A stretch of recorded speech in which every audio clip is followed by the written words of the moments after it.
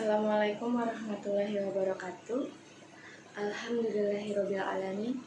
Wassalatu wassalamu ala asrofil anbiya'i wal mursalin sayyidina wa maulana Muhammadin wa ala alihi wa sahbihi ajmain.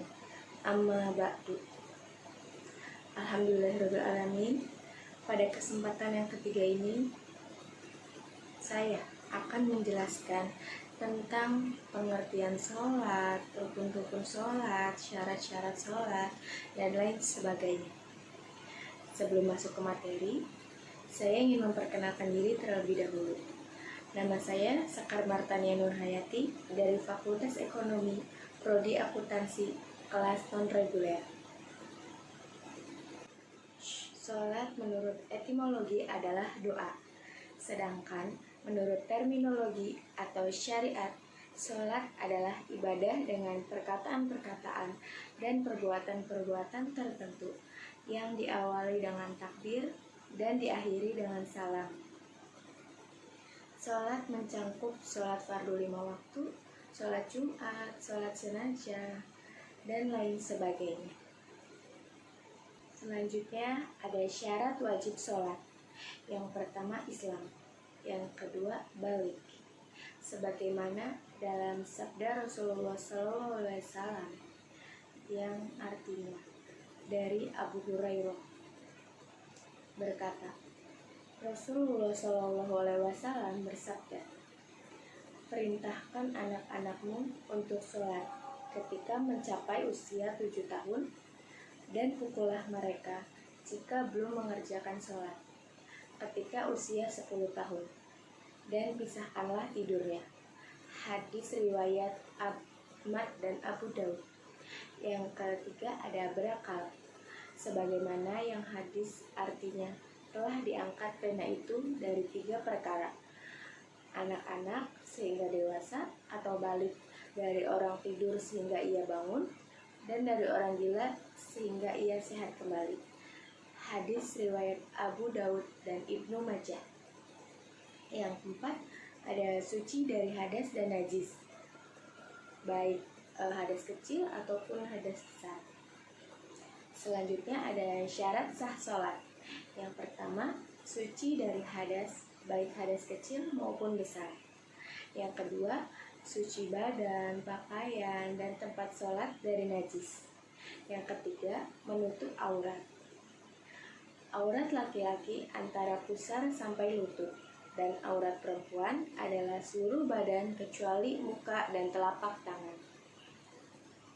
Yang keempat, telah masuk waktu sholat, artinya tidak sah bila dikerjakan belum waktu sholat atau telah habis waktunya. Yang kelima, menghadap ke kiblat. Selanjutnya ada rukun-rukun sholat. Rukun sholat biasa disebut juga fardu.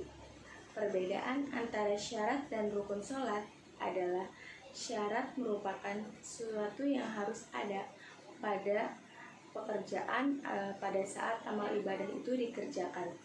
Sedangkan pengertian rukun atau fardu, sesuatu yang harus ada pada suatu pekerjaan atau amal ibadah pada waktu pekerjaan atau ibadah tersebut dikerjakan. Rukun sholat yang pertama, niat, mengsengajakan untuk mengerjakan sholat karena Allah Ta'ala. Yang kedua, berdiri bagi yang mampu. Yang ketiga, takbiratul ihram. Yang keempat, membaca surat Al-Fatihah. Kelima, ruku dan tumak ninah. Keenam, ihtidal dengan tumak ninah. Ketujuh, sujud 2 kali dengan tumak ninah. Yang kedelapan, duduk di antara 2 sujud dengan tumak ninah. 9, duduk yang terakhir. 10, membaca tasyahud awal pada duduk akhir. 11, membaca sholawat atas Nabi Muhammad SAW pada sujud terakhir setelah membaca tasyahud. 11, mengucapkan salam. Selanjutnya ada hal-hal yang membatalkan sholat. Yang pertama, meninggalkan sholat satu rukun sholat atau memutuskan rukun sebelum sempurna sholat dilakukan. Kedua, tidak memenuhi salah satu dari syarat sholat seperti berhadas atau terbukanya aurat. Yang ketiga, berbicara dengan sengaja. Selanjutnya, yang keempat, banyak bergerak dengan sengaja. Yang kelima, makan dan minum. Keenam, menambah rukun fi'li seperti sujud 3 kali. Selanjutnya, tertawa. Terus, batuk atau bersin tidaklah membatalkan sholat. Kedelapan, mendahului imam sebanyak 2 kali, khusus bagi makmum. Cara mengerjakan sholat: menghadap Ka'bah atau kiblat. Kedua, berdiri. Ketiga, kewajiban mendapatkan sutroh. Keempat, niat.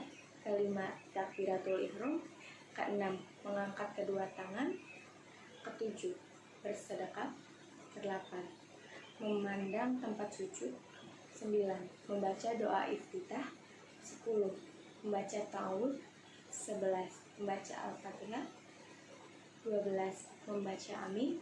13, membaca surat setelah al-fatihah. 14, ruku. 15, ihtidal dari ruku.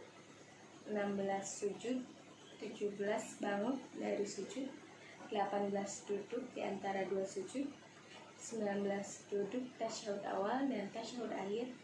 20, salam. Macam-macam sholat fardu.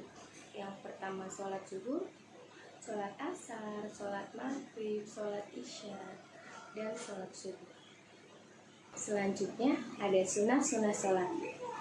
Yang pertama, sebelum azan dan iqamah. Yang kedua, siwak atau sikat gigi. Yang ketiga, mengangkat kedua tangan sebatas telinga. Yang keempat, menyatukan pergerakan tangan dengan tangan kanan dan tangan kiri atau bersidakah. Ketujuh, membaca doa iftitah. Kedelapan, membaca ta'awudz. Kesembilan, membaca amin setelah al-fatihah. 10, membaca surat setelah al-fatihah.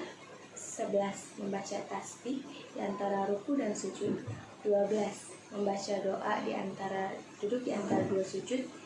13, membaca tahiyat pada rakaat kedua. 13, membaca doa qunut. 14, duduk iftirosi dalam semua duduk sholat. 14, duduk tawarruk atau bersimpuh pada tahiyat akhir. 14, doa sebelum salam. Selanjutnya ada manfaat dan keutamaan sholat. Yang pertama, kebersihan. Karena orang yang hendak melaksanakan sholat harus bersih hatinya dari berbagai kotoran seperti marah, sombong, dengki, dendam, dan lain sebagainya.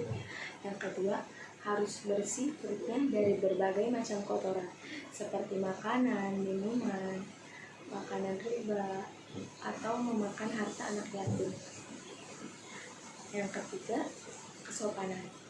Karena orang yang hendak melaksanakan sholat harus menutup aurat dengan kain yang bersih dan tebal, harus mematuhi syarat dan rukun sholat. Selanjutnya, kesehatan. Karena orang yang hendak melaksanakan sholat harus berwudu, harus meniatkan dan menuju tempat sholat, harus melakukan sesuai dengan rukunnya, berdiri, ruku, sujud, dan duduk. Selanjutnya, kesabaran dan ketenangan.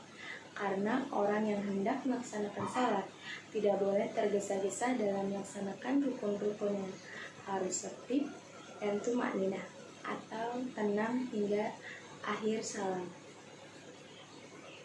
Selanjutnya, percaya diri.